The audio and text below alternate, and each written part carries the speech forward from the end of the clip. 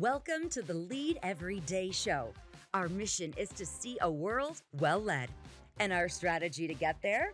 To empower leaders like you to lead every day. So let's get to work.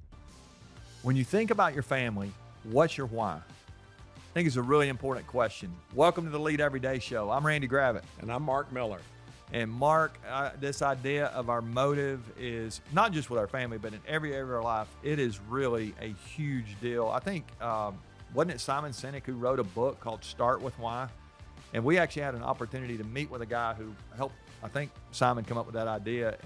And this is a big idea when it comes to what happens outside of work, especially if you're trying to accelerate your success, which is what we're encouraging leaders to do. Right. And we say uncommon leaders, it's essential. It's a prerequisite. We're actually talking about it as a prerequisite. Yeah. We really are. And I would argue that it's an issue of the heart. Yeah. And it's what you talked about in Uncommon Greatness, That's right. your book you just did, and this whole idea of our motive. And it's amazing what happens. We're going to do whatever we're going to do, but our motive really does matter. Right. It's a big deal. If your heart's not right, nobody cares about your skills. Yeah, you've always said that, and I love that. Well, I got a book coming out June the 11th. We've been talking about it, and I hope if you've been listening and you're intrigued by this conversation, I hope you will pre-order a copy. We got all kind of stuff. You can go to winningbeginsathome.com. If you get a copy of the book in the next couple of weeks, we're going to leave this live, but the team has told me that they've got all kind of bonuses. I think there's $150 worth of stuff. We did a course on it. Yeah, video-based course. I think we're giving them access to our academy on all our content for a month or so, and it's really great. So I hope you'll get a copy of this. Father's Day's coming up. If you're looking for a gift, that'd be maybe a good little fun read for somebody if you want to invest in somebody's family. So you can do that. But yesterday, Mark, I gave them a prerequisite. We're gonna talk about a couple of fundamentals, but yesterday I said there's two prerequisites really before you get ready to build. I think back to, we were talking about the blueprint of when we built our house.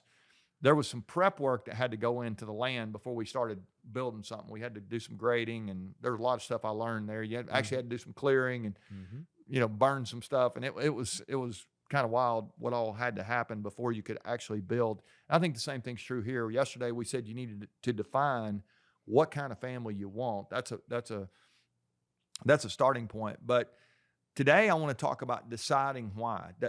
I think there's a motive behind our family. Like you can say, I want this kind of family, but why do you want it? And I think a lot of people don't really give a lot of thought to their motive. And this plays out in family life. Once we get in it, we can have the wrong motives in a conversation or whatever. But I think on the front side, like, what's our why? And this is, this is to me a big deal. Mm-hmm. Yeah, I agree completely. It goes back to the heart. Yeah.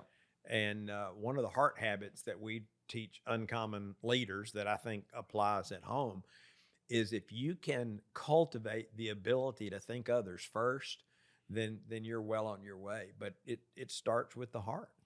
Yeah, I think this whole think others first thing, I didn't obviously have that when I started my family. We've been married a long time now, but when we first heard that, and you guys came up with that, and we've now obviously written about it and taught it everywhere.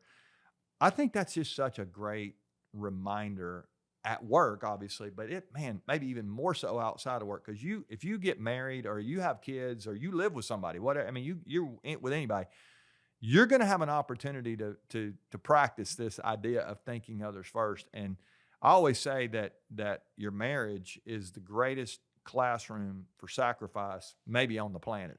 It's a chance to really learn to think others first. But that goes really back to the motive side. If you have a hard time, if you're self-serving, you always talk about this. If you're a self-serving leader, it usually doesn't end up so good for you. And it's funny, the guy who actually, who I referenced a moment ago, who helped Sinek with Start With Why, he actually said the same thing to us when we were talking to him about this concept. He's like, the way you guys are thinking about leadership, it actually seems like it ends up being better for you when you serve than it does if you're self-serving. And I thought that was a fascinating, call out from him as well. But yeah, so it's when you think about your why at home, And let's even get outside of family life here for a second. But when you think about why you want to do what you want to do outside of work, I've always thought it actually can position you to win at work when you get this right. But there's so much more to life than working. Mhm. And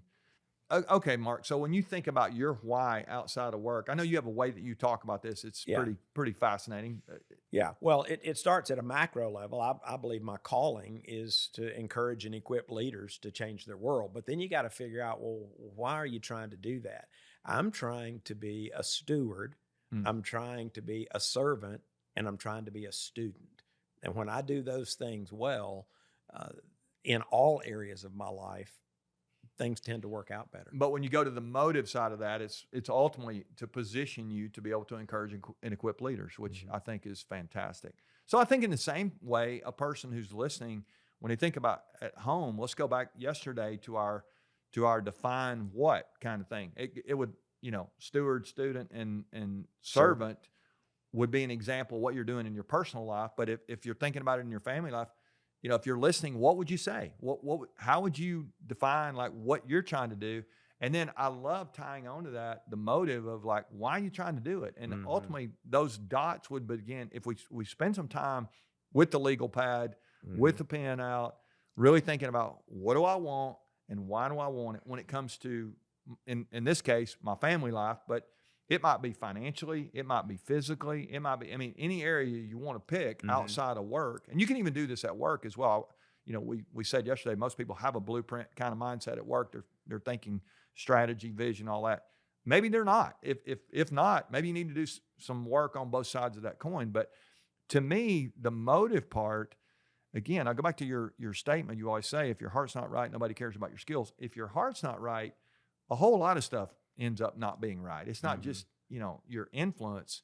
I think your joy, a lot of stuff gets robbed if we're not thinking at a motive level the way we need to. So help us, give us an example from your life. Why did you want the family that you wanted? Yeah, that's really good. I think the thing I would think about most, years ago, I went to a, you'll probably remember, and probably went to something similar. And I say years ago, it's been probably 30 years ago now, maybe. Stephen Covey wrote a book called The 7 Habits. You'll remember. I know you're familiar with it. But I went to a training for a day. We took our staff and we spent a day on all these 7 habits. And one of them is begin with the end in mind. Do you remember that one? And I love that. It's kind of the vision thing, right? What are you trying to do? Well, one of the things I thought about that day, and I had a young family at the time, kids, maybe 1 or 2 were here, but it was a long time ago. But I do remember thinking forward. I think does he say picture your funeral? Well, I didn't really want to think about my funeral when I was 80 or whatever. I just thought, let's go to my 80th birthday party. That's the way I wanted to think about it. And I was probably 30 at the time. I'm 50 years in advance of this party, and I thought I want to go to that day, and I want the people who are there to be able to say, I'm glad you were in my life. There was a list of things that I wrote down that I said I wanted to be true, and I'll share one of those, in the next couple of days here. But I'll say this: I didn't want to get to that day and have a bunch of regret, and I think that was as much as I could say my why. It was just like I don't want to get to the end and go, I wish I had of. It was probably the first time I heard somebody say you don't get to the end and wish you'd spent more time at the office kind of mindset. And office is great. We help leaders all the time. It's what we do. We spend our time, speaking to teams and leaders and trying to help them. But I didn't want to get down the road and think, man, I built something great at work, and yet my family is just not what it needs to be. And so I would say that was really the first time I really thought about this idea of why. That really influenced me a lot. And yeah, so I don't know. You got any other thoughts for you? No. I think I'm sure you probably heard Covey back in the day. Oh, that for same sure. thing. And for sure. it's just such a great mindset, isn't it? To just think out. And you mentioned your 30-year plan. It's kind of the same thing. You just Same don't want to. idea. You don't want to get down the road and have a bunch of regret. Yeah. So And so maybe that's a good word to our audience. What are you going to have to do to avoid that regret? well, you sort of reverse engineer it, right? So yeah, that would be my takeaway for you today, is to say, let's picture your 80th birthday party. Now, if you're older than 80, go ahead. You feel like you're on borrowed time. Go ahead and put it out to 100 if you need to. But if you're listening and you're a young leader or you're midlife or maybe you're on the, you're starting the fourth quarter or whatever, I would encourage you to really think about, let's push it out a couple of decades or use Mark's 30 years out. What do you want to be true? And why do you want it to be true? And if you can really define what and decide why, that mindset, picture that, I think you got a really great chance of getting down the road and you're probably still going to have some regret. You're going to have a lot less regret if you're thoughtful and purposeful and you have a vision toward the life that you're trying to build.